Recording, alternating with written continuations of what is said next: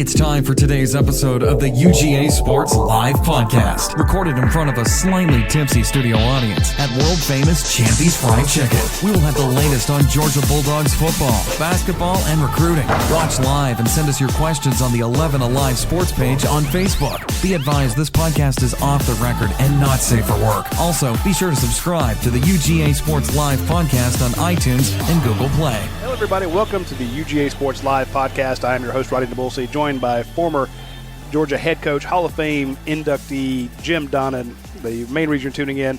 And, of course, we have between us Jake Roos, the recruiting savant at UGAsports.com, who has a 1,400-word story on a Canadian tight end. So you know that Jake knows his stuff when he can do almost 1,500 words on a guy from Canada who plays tight end. And he spoke to you in French, and he transcribed it. It was I know many tongues.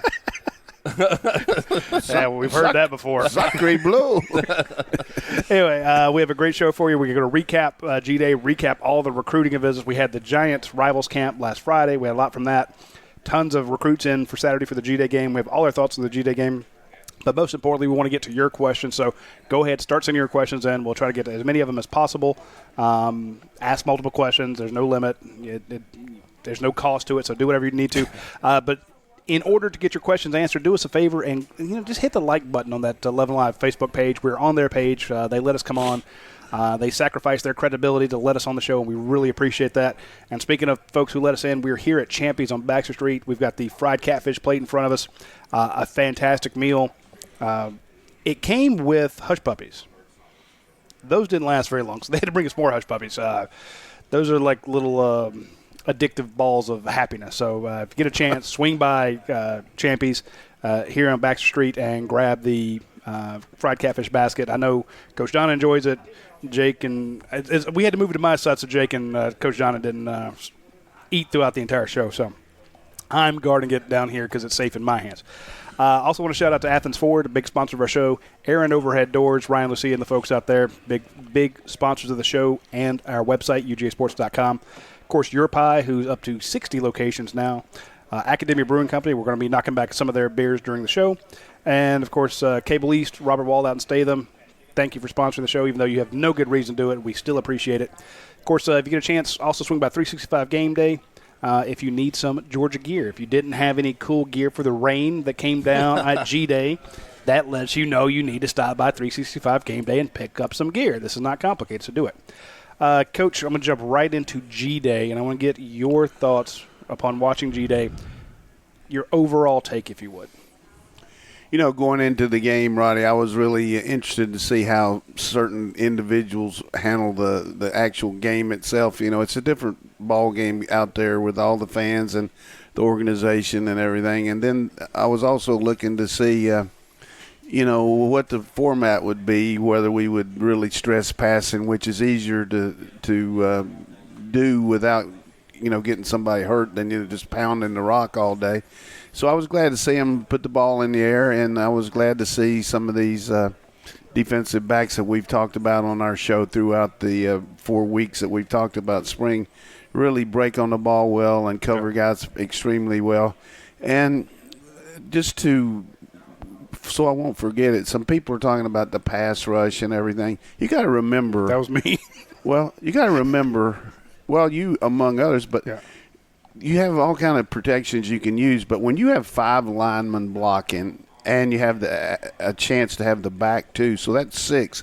And for 98% of the time, we only rush 4. Now, a couple of times we did a 5-man pressure and maybe one time a 6, but we played Vanderbilt in the first game, and even though we've beaten them the last 2 years, they got the access to the tape and they can watch it, so you're not going to really show a lot. But when you have all those people inside blocking back like turn protection, it's hard for the inside people to get pressure. I don't care who you are. I don't care if you're Randy White or who you are. You're not going to do that when you got 3 people blocking 2 every down. So the edge rushers as a whole, though, got some pretty good pressure, particularly the second-team guys because they were going against second-team tackles. So yeah. That from my standpoint, I wasn't disappointed in the pass rush because I know that we didn't really exert a lot of different exotic schemes to do that. And you're going against, with the first-team offense, two of the best tackles in the country, and then you got those big old guys inside turning back. But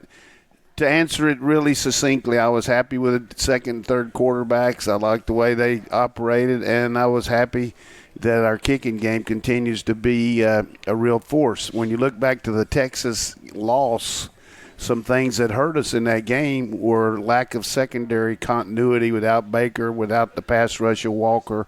Two of the top guys are going to be drafted in the top 100 players in the country didn't play in the game.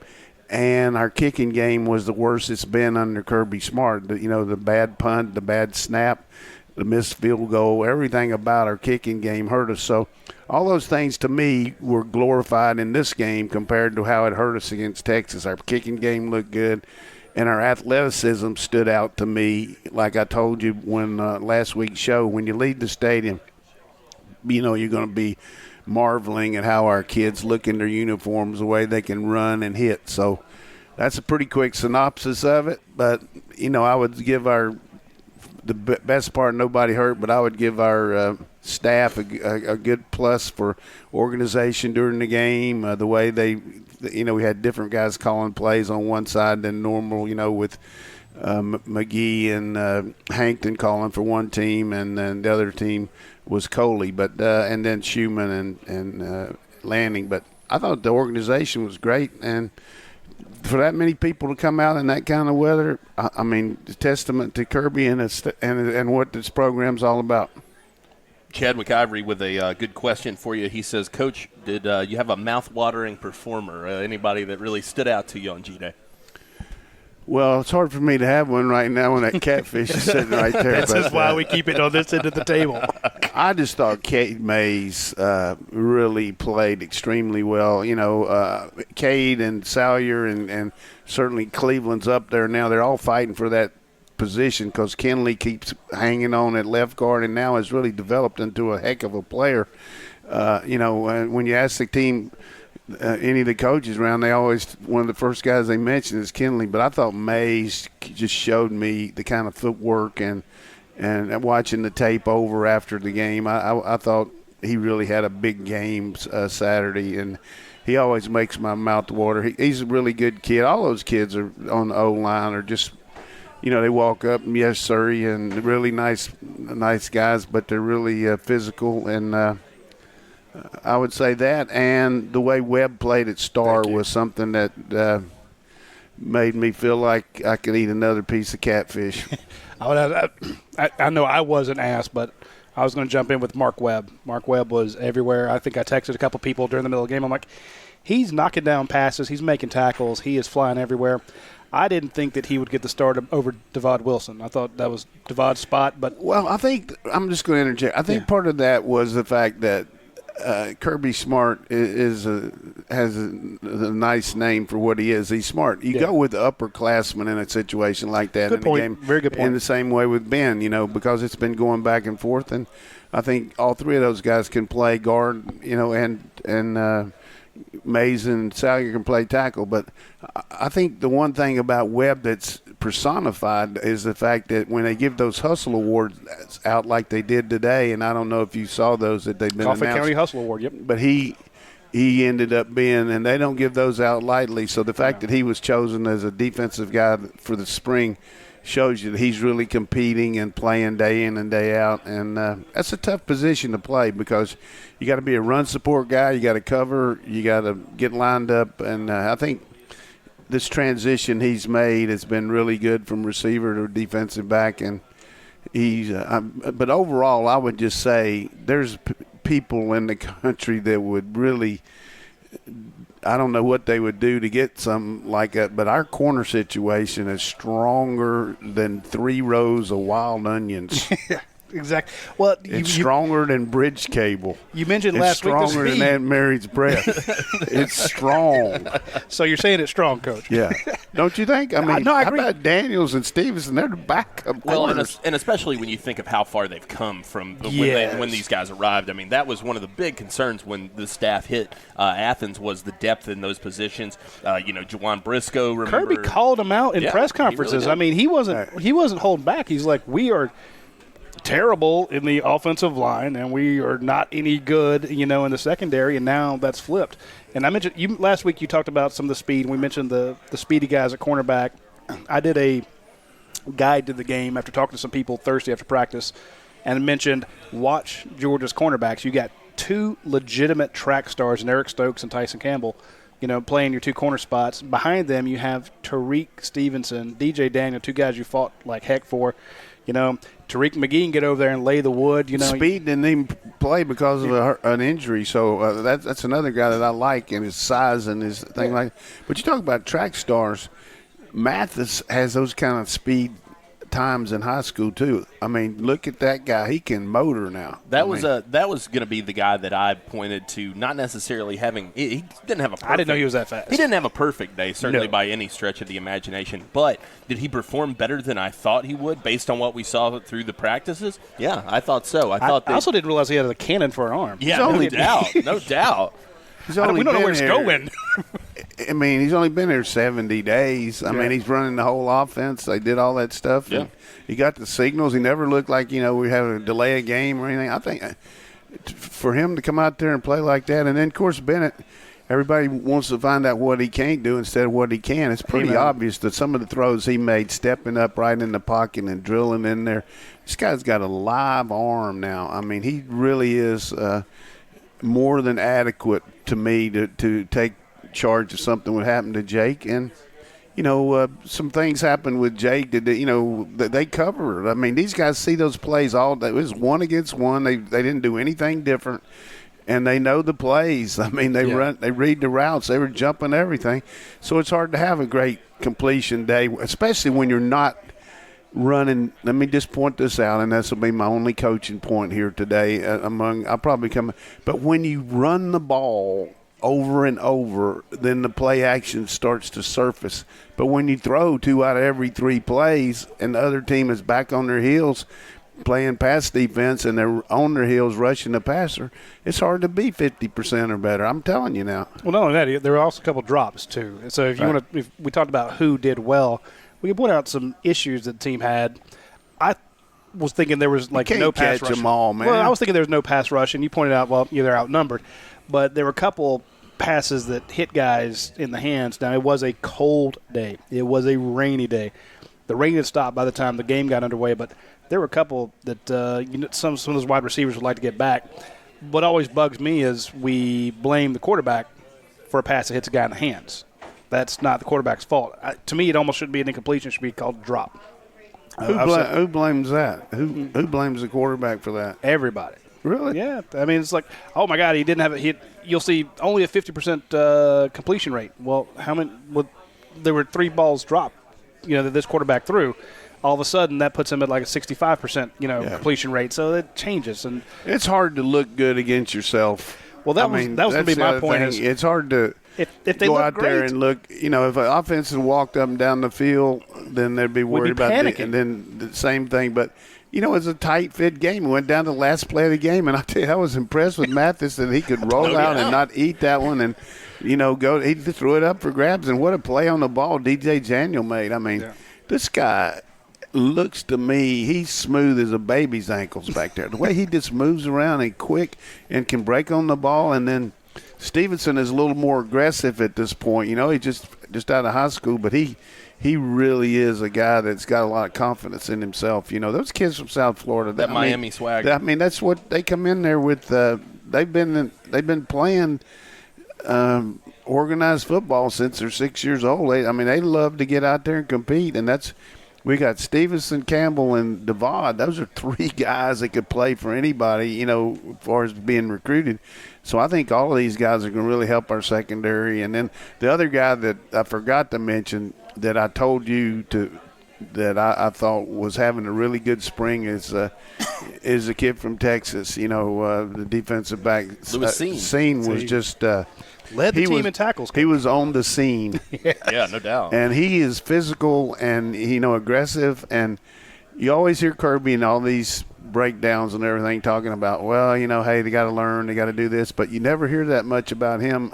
He just seems to be a guy that's just, he and Webb have just Webb's picked up the offense, really well. And then I think N'Kobe Dean's done the same thing on defense.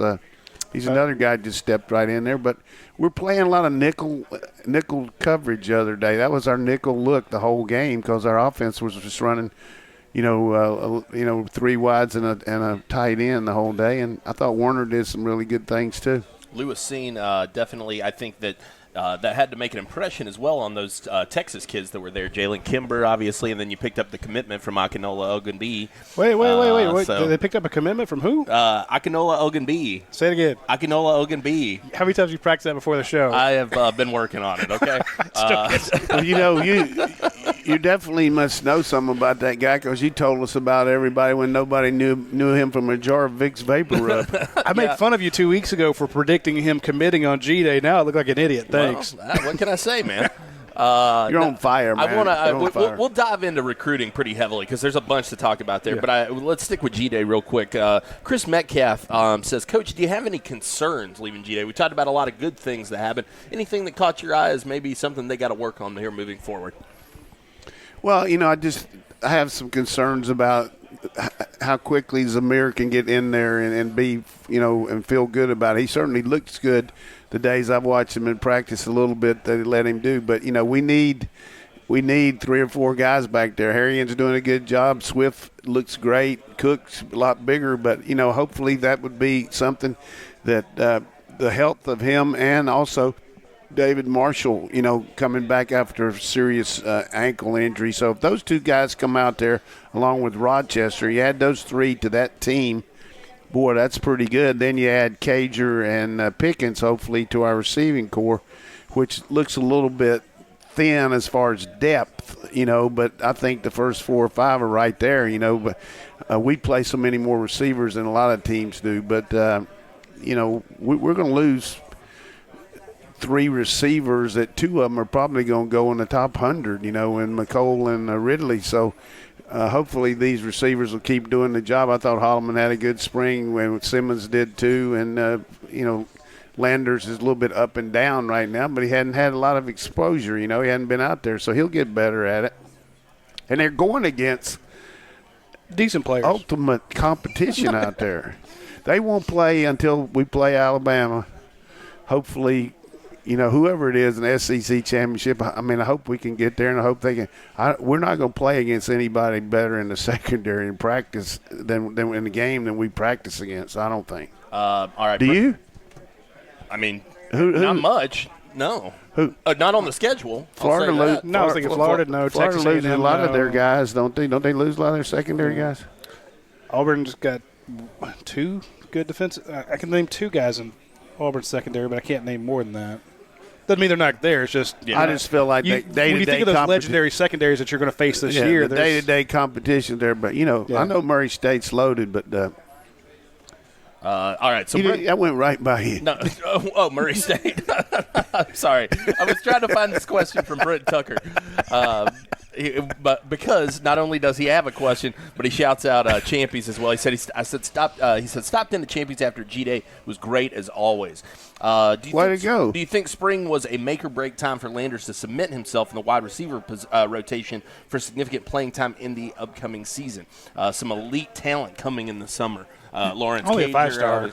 It was showtime for him, and he did. He did enough good things to warrant a lot of looks in the fall. And those other guys are going to have to learn what to do along with Blaylock.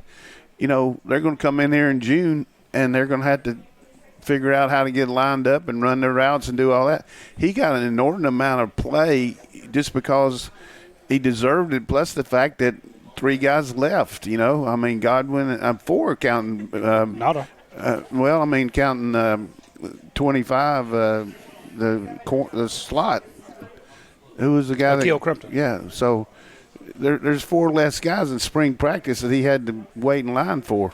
Chadwick Ivory says, what's Coach's prognosis for this season for Matt Landers? Does he turn into a number 1, or does he need a little more seasoning? I'm not ready to project him as a starter yet just because of the inconsistency, and I don't see him every day like these other guys do, but I've seen enough that he has the ability to, be if not a first down, every down player, he can be a guy you can use in the in the different groupings. I know we run some formations where we have 5 receivers in the game, but he's definitely going to help our team. There's no question about that. Ronnie Brown here with a quick one, and then we'll hop over here. He says, Coach, we've heard a lot about how smart Nakobe Dean is. How surprised were you to see him starting for the first team at G-Day? Well, I don't know whether that was a surprise or it's just the situation we were in playing a nickel defense. He's a nickel guy that can go in there and play pass pretty quickly, and he knows all the coverages. So he's the guy they put in there. And, the other thing he was able to do is maybe rest some of these upperclassmen a little bit, where Crowder doesn't have to do as much. And like what we have, 3 runs for Swift the other day. I mean, you don't need to see what he can do. We know what Crowder can do. And what Monty Rice can do, yeah. Yeah, I mean, so give him some reps with him. And the other thing that Coach Smart is really adept at, a lot of these guys play better when they're playing with better players. So how does he react with the ones? We're looking – he's going to have some people helping him where he doesn't have to make as many plays as you do with the 2s. And so that might have been part of it too. But I like Dean, and he put Smith in there too. I mean, anybody that went into the stadium and didn't recognize him warming up was probably – Yeah, Nolan Smith, we saw him take on Andrew Thomas multiple times, and then he peeled off Thomas and ran right into Solomon McKinley. Took Solomon McKinley on head up. Now, I don't think that was his best move, but there was no lack of fear there trying to fight his way through that, 6'4", 335 pounds. He banged into both of them, and then I was thinking, this guy's just banging his head against the wall. 3 plays later, he went against Thomas, Kinley, and Trey Hill, working his way down the line, following the ball. Each one of them was trying to keep him out of it, but he just kept moving, and I thought that he had a huge day, and that kid is just going to be a monster. Well, and how about seriously, though, when you look at our offensive line from the end zone? I'll just quit. I mean, seriously.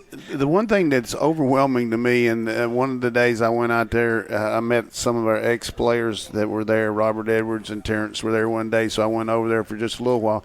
And we just happened to be standing in the end zone where they're, towards over there near the academic supports building there. And so you get a chance to look as compared to the side, the immensity of the team.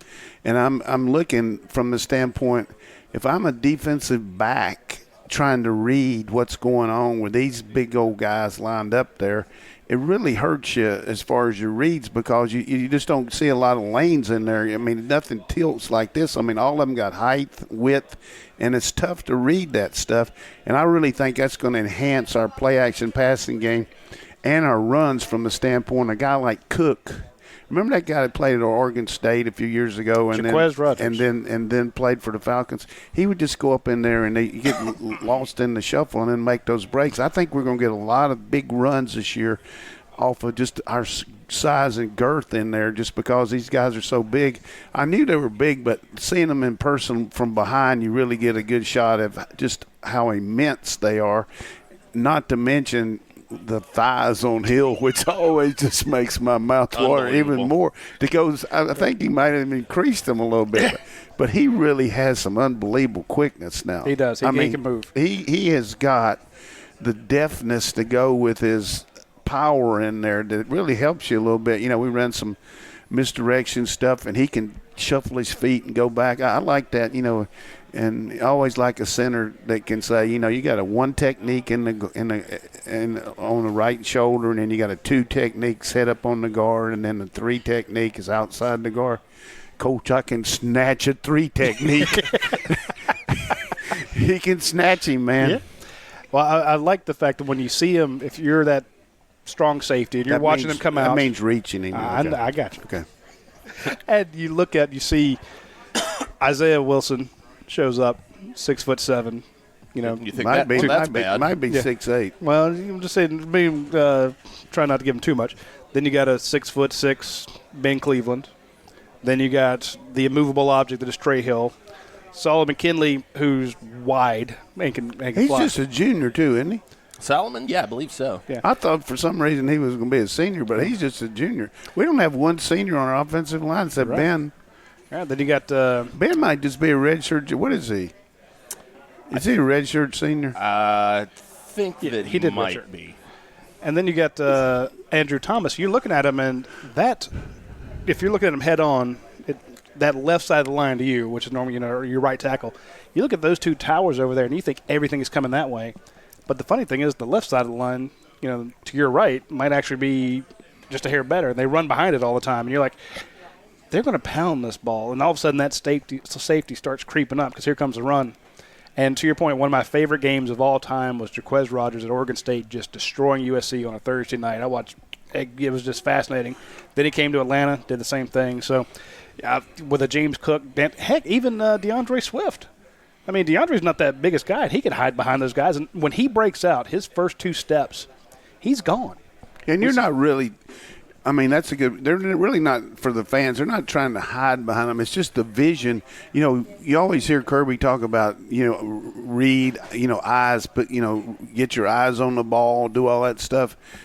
Feet and eyes, things like that. But it's hard to see through those guys and see where the ball is, And Coley's been doing a good job working on the play-action passes. The play-action stuff. He really wants them to sell that fake, and he's got the guys coming out. Oscar-winning performances, when those guys come out of the backfield. So they're going to guys have it. I do want to jump real quick and give a shout-out to Athens Ford, one of our biggest sponsors of the show, and the UGASports website. Where you should subscribe is 27 cents a day. We're going to have tons of coverage. Stuff that you can't get anywhere else. So come to UGAsports.com. But Athens Ford has been a big sponsor of UGAsports.com and this podcast. If it were not for them, we probably wouldn't be here. So go by Athens Ford out on Atlanta Highway. I've mentioned some of the deals I have, the $9,000 off, the Lariats, the 2019 Ford Explorers for 0% financing for 60 months for qualified buyers. But I was noticing that, when you go out there and you're looking for a Ford Escape, how many do you think they have? Well, 2019 Ford Escape, they have 34 of those. Ford Explorers, 2019, they have 68 of those. That's really cool. Super Duty Lariats, King Ranch Crew Cabs, Diesels, 33 of them. So if you're looking for a color, you're looking for the package, do you want the base model or do you want the ones with all the bells and whistles? They're going to have that. Ford Expeditions, 19 of them. Yeah, Who's got 19 of those, You don't have to show up and just hope that they got what you want. Exactly. You can know right offhand. They got 23 EcoSports. I told you about riding that little thing around when I went to the NFL Combine. Great little car. It's $18,000. They got 23 of them sitting over there in inventory. So you get a chance, swing out by Athens Ford. And here's the thing. It doesn't feel like it's this gigantic warehouse, there are miles and miles of it. But it's there. The showroom is very family-friendly, great place to get your service done. So get a chance, swing out to Athens Ford, and we thank them for being a sponsor of our show. I really liked this comment here from our guy Brent Tucker. He's had some great stuff already today, but he said Nolan Smith looked elite until he went against Andrew Thomas. That battle in practice will be huge for Nolan's development. You got to think so. I mean, he's not going to face many left tackles that are as talented or Isaiah Wilson. Yeah, sure, absolutely. You can't run around those guys like he's been able to do in high school. Yeah, they can move.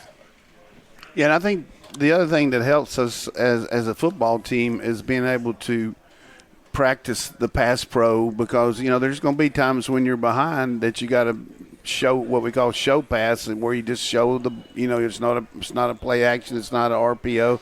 So the line, that was one area where we weren't as good last year, is protecting the quarterback when everybody in the stadium knew you were going to pass. But I do see another element coming into effect with our passing game that maybe we haven't utilized quite as much over the last couple of years. We talk about the quick game and RPOs where you run and then fake it and pull it and then throw it. I see a lot more of the pure play action now where you actually fake the run with the idea you're going to throw the ball. You're not reading anything. You're just going back there where you fake 35 gut naked right or fake 34 gut boot left or whatever you might call. That's just jargon there, but you're just going to hit it up in there hard with the fake and then throw the ball instead of reading it and deciding whether you're going to run the off the backer, where you're going to run an RPO. So I can see, and that element opens up guys like Werner who can get down the gut on a 2 deep safety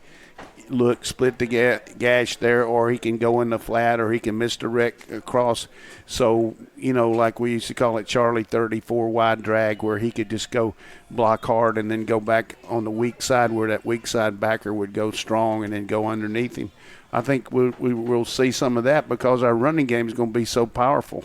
Apropos of nothing related to this G-Day, but I thought it was an interesting question here. Steve Burnett looking for a story from Coach Donnan. He says, story. He says, can you tell us some memories about the time that G-Day was held at Clark Central? He said, what was the crowd like for that? What was that experience like? It was a good crowd. I thought it was, we talked about it a couple weeks ago. It looked like a sellout for a high school game, but it was good.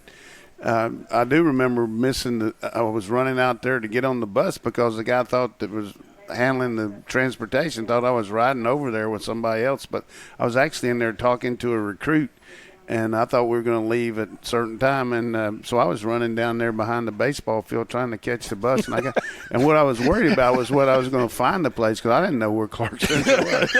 I knew where Holiday Inn was, I knew where my office was, and then and the airport. That's about where I knew what was going on. But I thought it was a good game. We had good competition, and I do remember the game, though. It was a lot of fun and a unique setting for sure. I mean, yeah, it was. Not often you get to see something like that anymore. And Coach Henderson was coming over there giving us a few plays in between series. He was walking around. Coach Henderson. It was great. A true legend. Want to give a shout out to the fans that came out this past Saturday. That was the worst weather I've ever seen in the 25 years of covering G-Days. That was miserable. But that was great, and I give them a lot of love for it because of the time of the year. But if that's a November game, people would that'd be good. Yeah, that's what I'm saying. It was fantastic. They said there's 52,000. There weren't that many, but I'll give them. Was Dan Mullen there? I don't know if Georgia's trolling them with the 52,630, but regardless, you did have that lower bowl mostly full of people, and when you think of the dog walk, these guys come through the dog walk. It is raining and cold. It's just absolutely nasty, and there's so many other things you're gonna be doing on a Saturday in April, Easter weekend. But the folks that came out stuck around. And by the time the game got around, it was still very cold, but at least the rain had stopped. I could see a lot of people going, this isn't worth it. This is miserable. And I thought they were rewarded with a pretty good game. I thought it wasn't as boring. I mean, some of the plays were vanilla, but then, you saw some great performances. Then you saw a little, Matt Landers pass to Dwan Mathis, a little fun stuff there. But I thought you got to see, as Kirby said, we got 14 early enrollees. Of course, not all of them were playing, but you got to see a lot of those guys go in competition. And you haven't seen Georgia line up to play football since, the Texas loss. So here's your chance to actually watch the team that you're a big fan of. You're a member of UGASports.com because you want to know about the team. Here's your chance to see them live. You got to see the quarterbacks. You got to see guys catching passes, guys in the secondary doing well, guys on linebackers, defensive linemen. A lot of bodies out there, and I thought that the people who did stick around and came to the game were rewarded with a good competition. But I thought that it meant a lot to have that many people in that weather. Had it been like it was today or yesterday, you're probably pushing 60,000, 70,000, but you still had, 52,000 die-hard folks to come sit in that nasty weather. That was a much bigger crowd than I anticipated considering the weather before the game. Great. I agree. I heard that the bars downtown were packed, so a lot of people decided to opted to stay undercover. And Academia, we need to ask how many were out there watching it. That's right. We had a bunch of people tweet us pictures that they were buying the Academia beer. They were tweeting pictures of the. Out there watching the softball game. Yeah, they were, and they were all because they have multiple screens up on TV. It was on TV. They're watching the game, and we had people tweeting us pictures of hey Roddy, I'm trying that Hunker Down Brown. So we appreciate everybody doing that. It also helps because it lets our advertisers. When you send us a note like that, we appreciate it, but it also lets our advertisers know that being a sponsor of our show is effective. So it doesn't hurt to have a unsolicited testimonial, and we appreciate that very much. We did have a lot of people go out to Academia, and I got a lot of direct messages. Hey, love the food out here. You don't talk about the food enough. I'm like, that's all we ever talk about. I'm a food guy. Yeah, he's a beer guy. Tell us about the best you've ever eaten The scallops. The scallops I had out there, yeah. And that's the best scallops I've ever eaten in my entire life. And, you speak about it with such conviction that I know that well, there was no question. And again, I've had them all around the world, and those were the best. But also, if you get a chance, go out there and try that Cerebus sandwich. Cerebus, 3-headed dog that guarded the entrance to Hades. Everything out at Academia is can't eat it at one setting. No. You got to take it home. But there's a lot of mythological stuff out there. They're the hop beer they have here, the Hopperdite, which again I've said is better than Tropicalia. I will fight you over this because I think it is better. I know a lot of people say, "Oh no, Tropicalia is the best." What do you call it? High hoppy beer.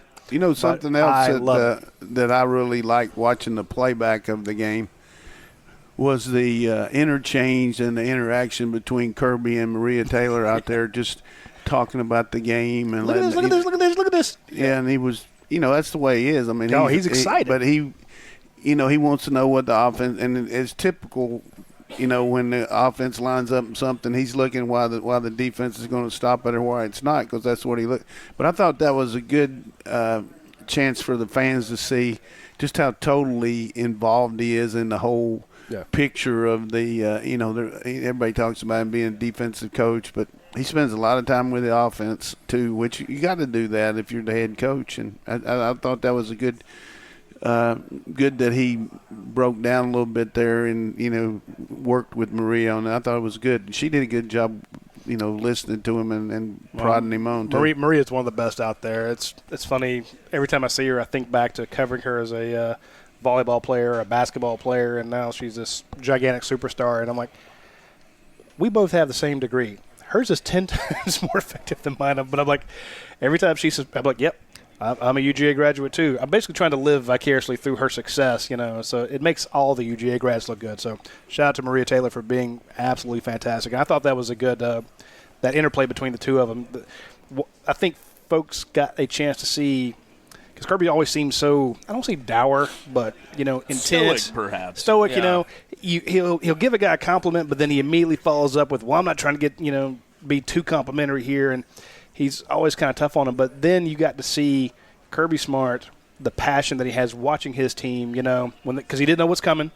When he sees a big play and you just see him get so excited. That's some of the stuff we hear when we go to practice. And he's got the PA, the headphone thing on, or the megaphone. You hear it over the speakers. Microphone. Yeah. Well, I didn't know what he was wearing, but the guy is he's busting on one player, who did something wrong. You're like, God, he's always ripping somebody. And the next minute later, he's making fun of somebody, and everybody's laughing. Well, that's pretty much true. Yeah. So I think it was very interesting. But I think the one thing about the difference between Kirby now in the first spring is it's like a guy that's, just got a new suit and can't wait to put it on, let everybody see it. I think that's the way it is now as compared to, hey, I really wasn't able to buy a new suit. I got one from a couple years ago, and please don't mention about that. That first team we had was just not nearly as talented as this one, and it's seeing the fruits of the labor now. We got some really good players. All right, a couple people coming in asking recruiting questions. So, yeah, I'll see you guys later. Finally, my time to shine has come. But no, huge day for Georgia in that regard on Saturday. We'll start out Friday night. Well, Friday night, I mean, they had a number of guys show up. I was surprised. We were at Rivals Camp in Atlanta. Had a chance to sit down with several of the big targets. Eric Gilbert was definitely Rick. A-Rick. He told me it is A-Rick. All right. A-Rick Gilbert, 5-star tight end. I'll take it for what it's worth. He was obviously coming to G-Day the next day. You had a very lengthy conversation with him. What? 20 minutes. Yeah, absolutely. You were you had him pinned down. I only interviewed one guy. No, A-Rick Gilbert. I want folks to understand that this guy, big tight end. When you interviewed him a few weeks ago or a month ago, whatever it was, he talked about how Georgia was treating him like he was already a member of the family and how that meant a lot to him. He kind of expanded upon that and talked in depth about how he thought that his comfort factor with Georgia was very, very high. And I said, well, what do you want to see tomorrow at G-Day? He says, well, I would like to see what they're going to do with the tight ends. I'm going to be watching, the routes they run, the protections they give, the lineups, and he loves Todd Hartley. Yeah. So I just think that Georgia's in a great position for him. He did not say that, hey, I've narrowed it down. He says, if anything, he narrows it down to a top 20. I really feel that was just him not wanting to tip his hand. We got the closer on him, too. Dale McGee. And that's Dale McGee. He says he started out with Dale McGee on him all the time. Now he's hearing more from Todd. Both of them are hitting him up, each week. And then you got And then, of course, you'll meet with Kirby Smart. So, Arik Gilbert, I think if you're going to compare him to anybody, I think you compare him to like a Norson Charles. Just a big playmaker who can come in, who can make a big difference at Georgia. And then you spoke to Miles Murphy. Yeah, that was very interesting. You want to talk about somebody else watching schemes and watching all that. Now, Miles Murphy should be noted, 5-star defensive end out of Hillgrove in Marietta, did not attend the G-Day game. Georgia doesn't have a chance. Yeah, and we've been hearing that narrative for a long time. And so I just straight up asked him, is that true? What's when the are you going to story? Clemson? Yeah, I said, dude, look, everybody says it's Clemson. Is it Clemson? And he said, no, I don't know where this chatter's coming from. He said, I haven't even narrowed it down past like 12 schools. He said, I'm still pretty wide open. He said, I want to take some serious visits over this course of this summer, get to know some of these defensive coordinators even better, and kind of really figure out what fits me best. But he did make a little surprise trip to Georgia about 2 weeks ago, actually, and had a chance to talk about that. Went to the engineering school. This was a big-time academic visit for him, which was something that he noted that he wanted to see. And, I mean, like I said, who did he meet there? The dean of the engineering school, who apparently is quite tight with Kirby Smart. They're pretty linked up, and also This was no silly visit. 2 freshmen early enrollees who are in the engineering school, N'Kobe Dean and Nolan Smith. So he got to talk to them about their experience with it as well.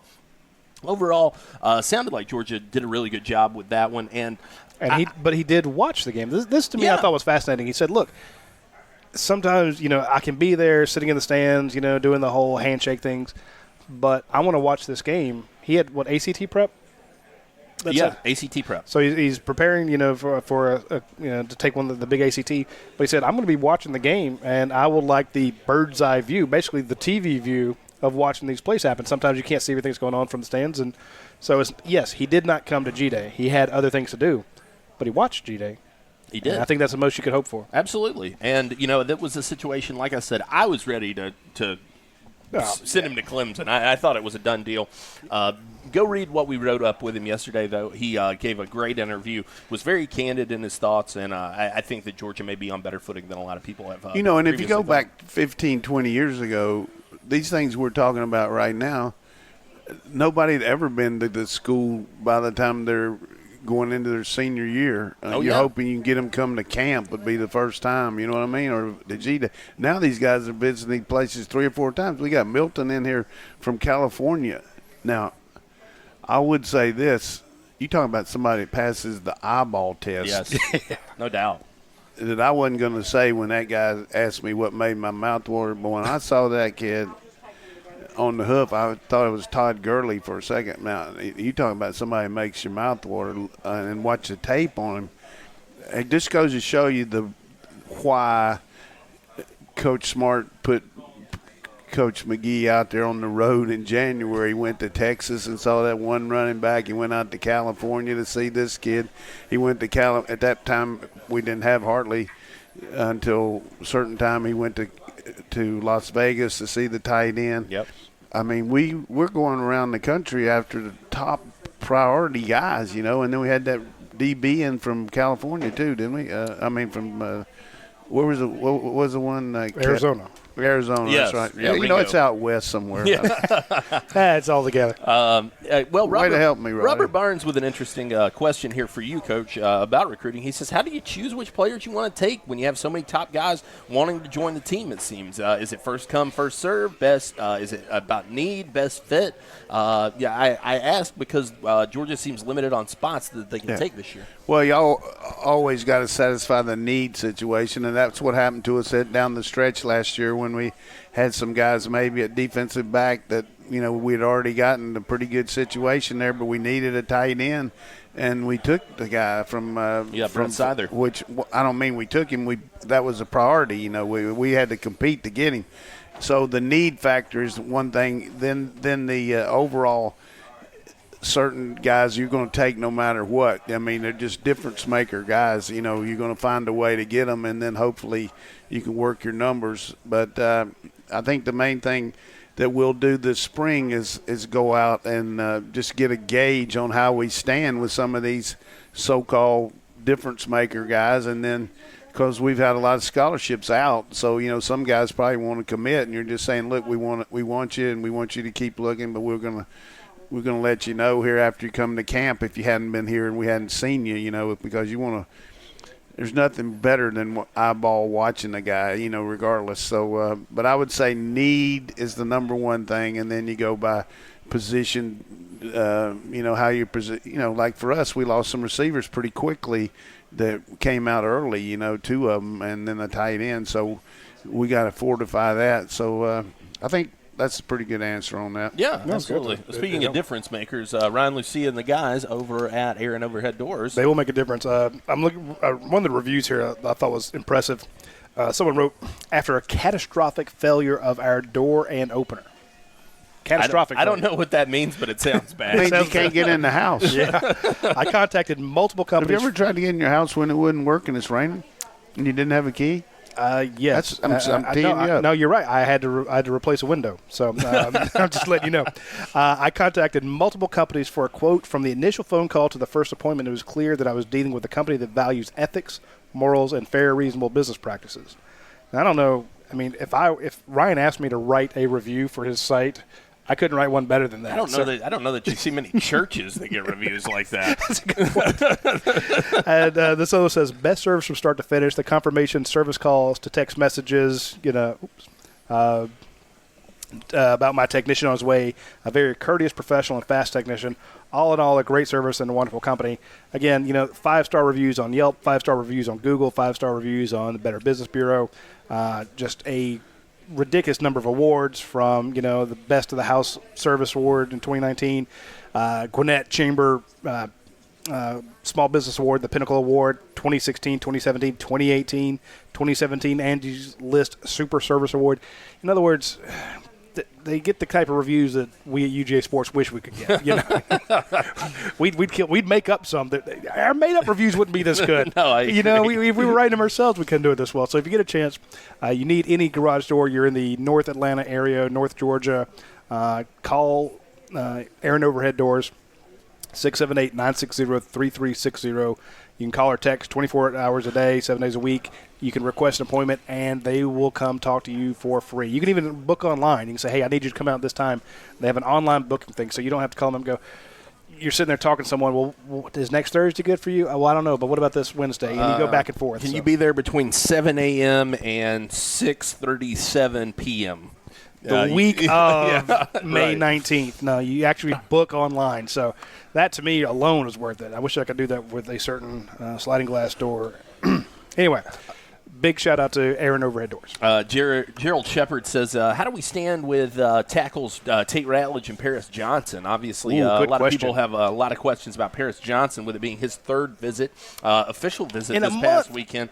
Yeah, that's pretty huge. Look, you've got to be – if you're Ohio State, you got to be concerned about that. There's no reason not to be. But this is a Cincinnati kid. He's going to be a tough pull, and he's a guy that I think it's going to be just throughout his recruitment. You're going to see some of this. Now, I did have a chance to speak to an Ohio State source that I know, and I said, what's the deal with this kid? Can you really give me the insight? And he said, honestly, I think he's this year's Nolan Smith. He said, I think he's going to flirt with a lot of programs. I think he's going to take a lot of visits, say it was the greatest visit ever. But in the end, I think he ends up at Ohio State. Now, obviously, that's coming from that side, but I could see that certainly being the case. I think that, Mom's going to play heavily into this.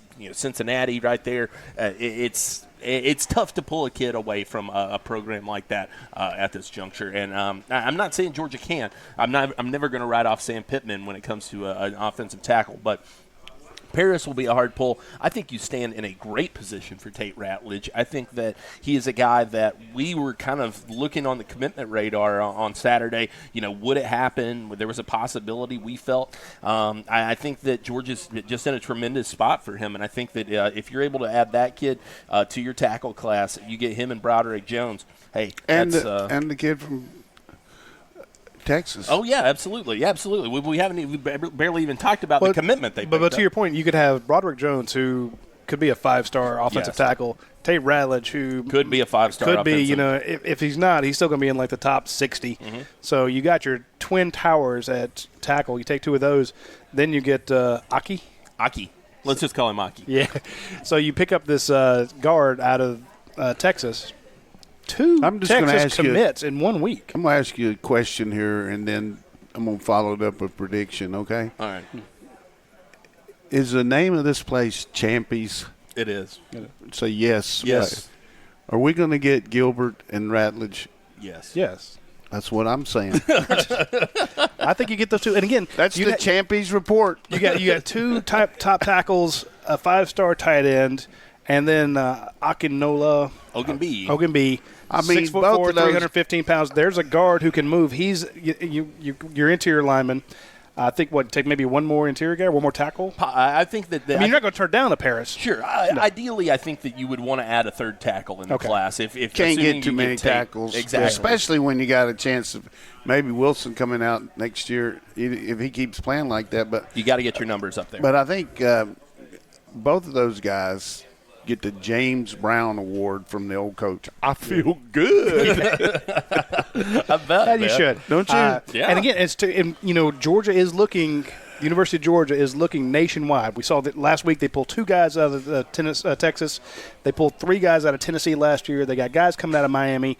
And this past year, you were a little low on in-state guys from Georgia because you're nationally recruiting. But look at the guys you'll be pulling out of the state this year.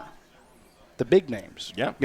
So that goes a long way to helping you in this class. Again, Georgia, the state of Georgia, very loaded this year in talent, and you're able to pull some of those guys. I think this would be a fantastic coup for Kirby Smart if he could land. He's already got Broderick Jones. You get Tate Ratledge, Eric Gilbert. Wow. We got a couple questions here about Brian Bresee. Obviously, he's set to commit about 3 o'clock today, just slightly before that. People saying what's going on with him. I think it's going to be Clemson. I think that that's pretty much a done deal.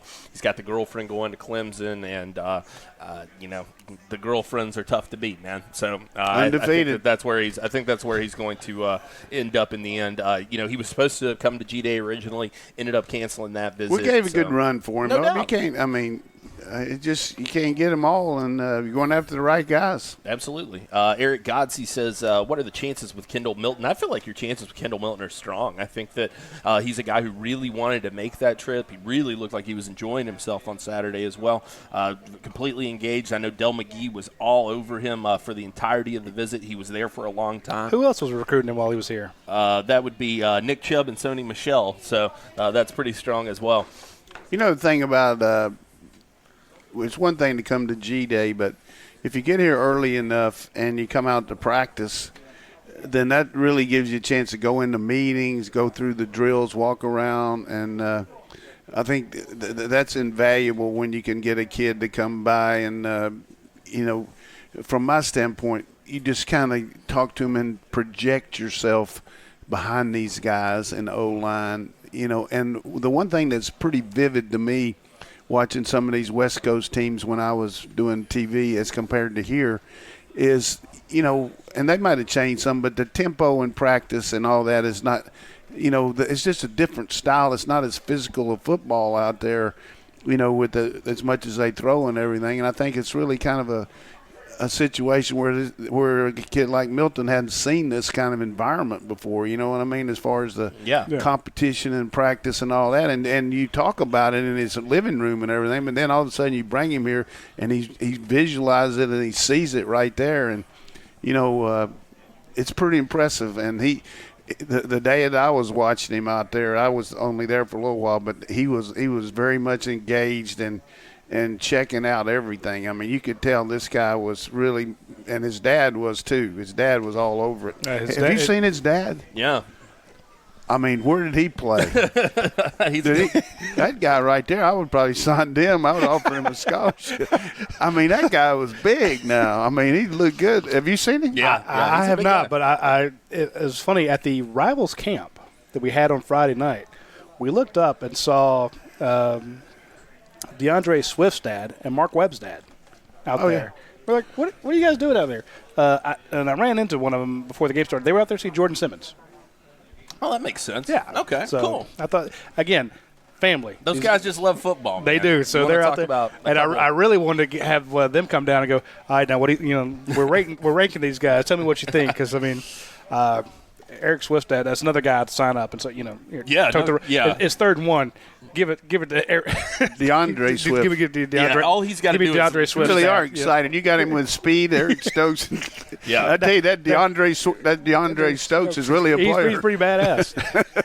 But give it to DeAndre Swift's dad, 3rd and 1. Yeah, you got that. No doubt. Hey, that's good that they're doing that. I like it. Ronnie Brown says, Jake, what 2 running backs do you see in this class? I really like where they stand with Milton right now. I think that Marshawn Lloyd's another guy to keep watch on. See the one from Maryland? He is, yes. He's from Maryland. Another name that you need to keep on your radar now that coaches will be out visiting guys is Kobe Pryor out of Cedartown. I think that he's a guy who could pick up an offer. He doesn't have one yet. He hasn't eliminated Georgia from consideration. How big is he and what does he do? I mean, he's about 5'11", 6 foot. Got a ton of offers. He's a 3-star guy from Cedartown, so he's got the Nick Chubb connection. He's really intrigued with that. Put Georgia in his top considerations, even though they haven't offered. You need to understand that if they go out and offer that kid, that's going to be a done deal, I think. We're not supposed to – I mean, I never talk about practice. I did say I saw Milton out there, and I am going to say that I did see another guy there that made my mouth water, McIntosh. Yeah, Kenny. Wow. Really? I thought he was an outside linebacker. I thought, he had a little hood over him and everything. He's just kind of walking around, and I went up to the head coach, and I said, who's that guy over in the blue hoodie? He said, that's McIntosh. What do you think? Hey, seriously. Well, the last guy you talked about like that was Jordan Davis. So I mean, seriously, that kid, you watched his tape, and he's a pile driver, isn't he? Oh, absolutely. Yeah, he's a thunderous back. And I really we hadn't had a back as big as him in a long time. I mean, he looked like – I'm trying to see, no one's talking about him. He looked like Landis Gary about 3 inches taller. There you wow. All right. Last one here for me. Kyle Couch says, seems like Georgia's in the driver's seat for Keely Ringo. What are your guys' thoughts? I do think that Georgia's in a good spot for him. Texas is the big team to watch out for there.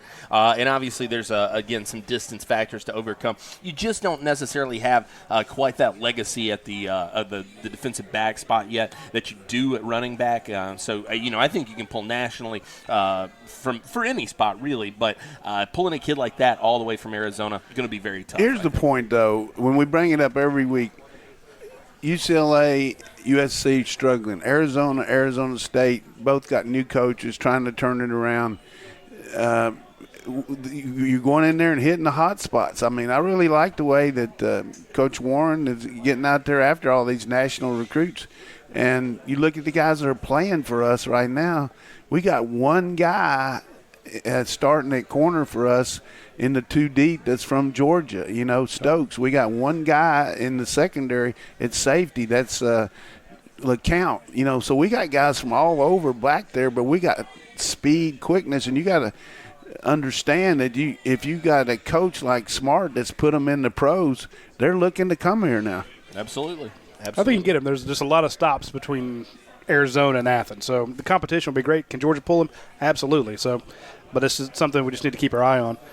Speaking of keeping your eye on something, keep your eye on the Europi franchises. They are growing in leaps and bounds.